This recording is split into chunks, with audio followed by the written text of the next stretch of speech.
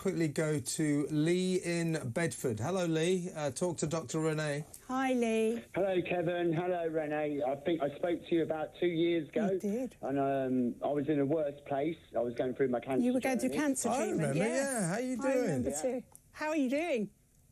Yeah, not too bad. I've got through it. I've got jaw opening problems. The main thing is the fatigue that I'm getting from that treatment. So I had 30 radiotherapy sessions and 2 chemo sessions. And it's literally over the past 6 months, the fatigue hasn't lessened.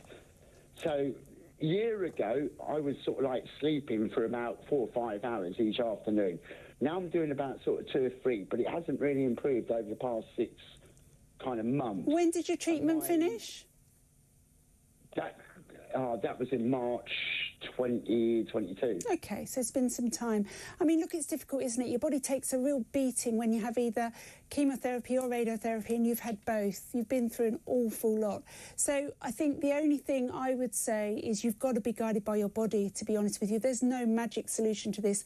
I mean, obviously blood tests to make sure that everything is where it should be in terms of normal parameters.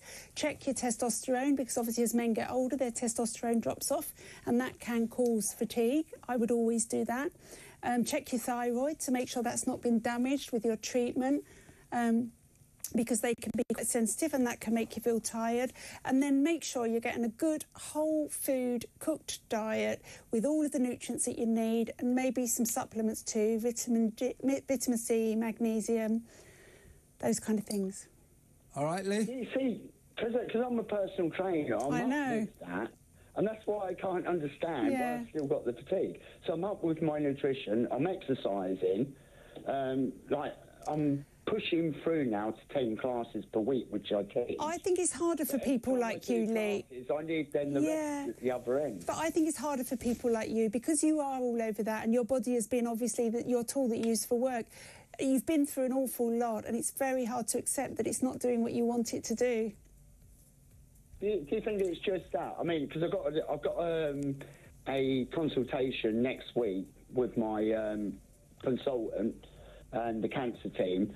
Is there any questions that I should really be asking them? Because I think they're kind of like putting it aside that I've got the fatigue, or is it just the usual thing? I think it sounds like your body's just taken quite a battering, but I would ask them, tell them about the fatigue and get their advice, Lee. Lee, do that, because we're going to have to go now because we're coming towards the top of the hour. Thank you very much to Lee in Bedford. Rod in South Wales, sorry, give us a call next week. His wife's got inflammatory bowel disease, so I'm afraid... Oh, there's a lot I can tell them. Well, there you go. Rod, call us next week. Everybody else, sorry you didn't get through. Renee will be back this time next week from 8 o'clock until 9 on Sunday.